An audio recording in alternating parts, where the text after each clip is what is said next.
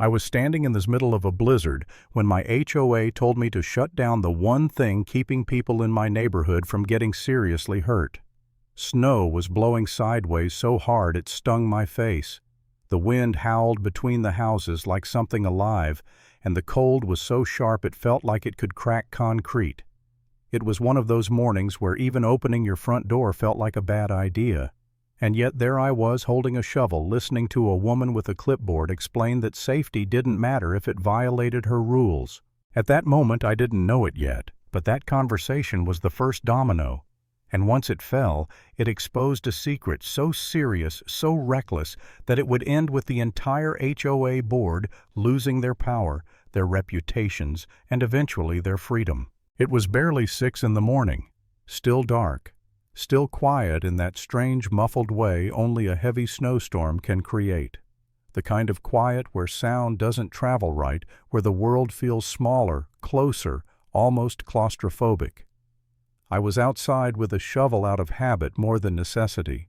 My heated walkway was already on, humming quietly beneath my boots, doing exactly what I'd paid $12,000 for it to do. The concrete beneath my feet was warm, not hot, just warm enough to melt the snow on contact.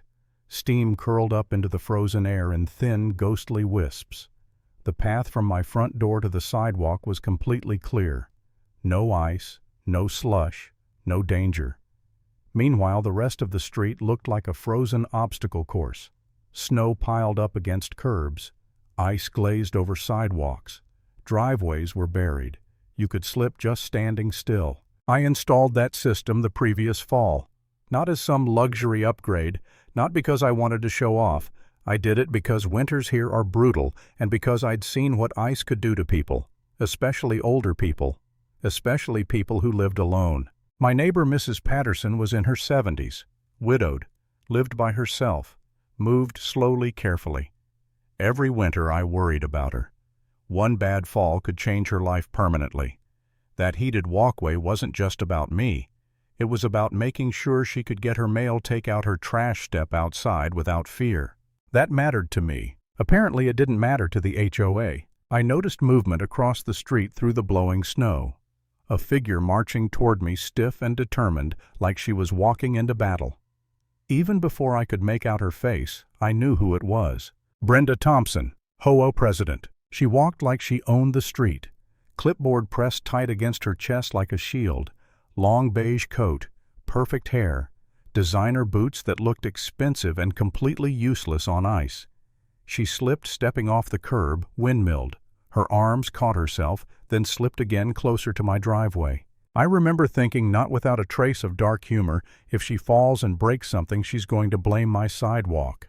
She stopped right at the edge of my property line, just close enough to feel confrontational, just far enough to pretend she was being professional. "Kyle Richardson," she shouted over the wind. "We need to talk, now." I leaned on my shovel and looked at her. I already knew this wasn't going to be friendly. With Brenda, it never was. "Morning, Brenda," I said. "What's going on?" She didn't smile. She never smiled. She flipped her clipboard around and jabbed a gloved finger at a highlighted paragraph like it was evidence in a courtroom. "Your heated walkway system is a flagrant violation of our architectural guidelines," she said. "You need to shut it down immediately." For a second I honestly thought she was joking. I looked around at the whiteout conditions, the blowing snow, the ice, the wind that felt like it could knock you over if you weren't careful. Then I looked back at her. "You're kidding, right?" I said. "It's a blizzard. The city's telling people not to go outside unless they absolutely have to. Someone's going to get hurt if these sidewalks freeze." Her jaw tightened. "The rules are the rules," she said. "Any exterior heating system requires HOA approval. You didn't get it." "I submitted the application 7 months ago," I said. "I never heard back." "That's because it was denied. I never received a denial letter." She shrugged, nearly losing her balance again. "That's not my problem. You have 24 hours to comply. If you don't, fines will begin at $500 per day." I stared at her. $500, I repeated. "Per day?" "Yes." "In a blizzard?" "Yes." "For keeping people from slipping on ice?" She didn't answer. She turned and walked away, carefully picking her steps as she crossed back toward her pristine house, the one with the perfect landscaping, the perfect flagpole, and somehow never a single violation notice. I stood there shovel in hand watching her disappear into the snow, and something inside me hardened. This wasn't about safety. This wasn't about community standards. This was about power. Meadowbrook Estates hadn't always been like this. It used to be boring in the best way. Lawns mowed on schedule, trash picked up on time. The occasional complaint about noise or paint colors, nothing serious. The HOA existed mostly in the background. Then Brenda took over. At first it was subtle, a warning here, a fine there. But soon it became clear she wasn't interested in balance or fairness.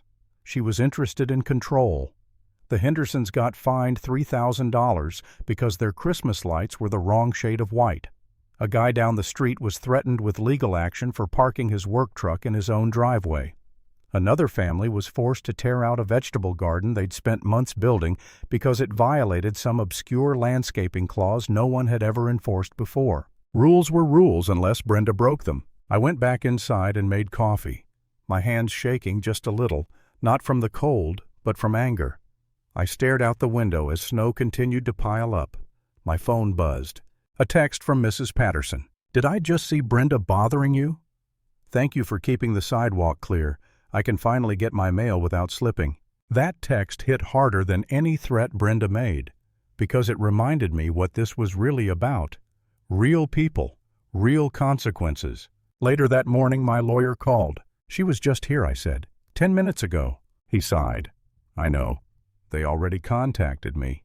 They're threatening to place a lien on your property." That was fast. I explained everything. The application, the silence, the ultimatum. "They might have a technical argument on paper," he said, "but forcing you to shut down a safety feature during a blizzard opens them up to liability. If someone gets hurt, that's on them. Don't shut it down." "So I just let them fine me?" "Yes," he said, "and we fight it." I agreed, but I didn't feel brave. I felt tired. Fighting an HOA is like punching fog. It drags on. It drains you. And they count on that. That night I went down to the basement to check the system controls. That's when I noticed something I'd ignored for years, an old access panel behind the water heater. I opened it and squeezed into a cramped utility room. Dusty pipes, old valves, a junction where several large pipes converged. On the wall, barely visible under layers of grime, was a faded label. Meadowbrook Community Well, Primary Distribution. I just stood there staring. I'd always assumed we were on city water. My bills came from the municipal department. But this setup told a different story. That night, instead of sleeping, I dug through county records, property documents, old permits. What I found made my stomach drop. The well was real. It served 32 homes, installed in the 1970s before annexation, and according to every record I could find, it had never been properly permitted, never inspected, never tested. An illegal well, supplying drinking water. The next morning, Brenda was back this time with 2 board members. They stood on my porch like a firing squad. One of them read from a paper.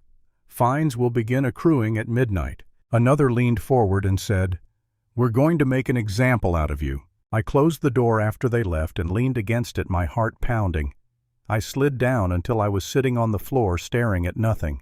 For the first time I asked myself if I was wrong, if I was being stubborn, if it would be easier to just shut the system off and make this all go away. Then I thought about that utility room, about families drinking water they trusted, about Brenda lecturing me on rules while ignoring ones that actually mattered. I picked myself up and made the call. I reported the well. 2 days later, state vehicles rolled into the neighborhood. Inspectors walked the grounds, took photos, asked questions. Brenda showed up screaming. "This is retaliation," she yelled. "You're destroying this community." My phone rang. "You're going to regret this," she hissed. "I'll ruin you," I answered calmly. "If the well is illegal, that's not on me." By the end of the day, the inspectors confirmed it. The well was shut down. Emergency water supplies were brought in. City connections fast-tracked. Audits followed. Missing money surfaced. A special meeting was called. Homeowners packed the room. Brenda tried to speak. "Let me explain." She was drowned out by voices. The vote to remove the board passed overwhelmingly. Weeks later, criminal charges were filed. Theft, embezzlement, fraud. The same woman who fined people over mailbox placement was led away in handcuffs, screaming that everyone would regret it. I stood on my front walkway the morning after the storm finally passed. The concrete was warm beneath my boots. The sidewalk was clear. The neighborhood was quiet. No fines, no threats, no Brenda. And the lesson was simple. Power built on intimidation always collapses the moment someone decides not to be afraid.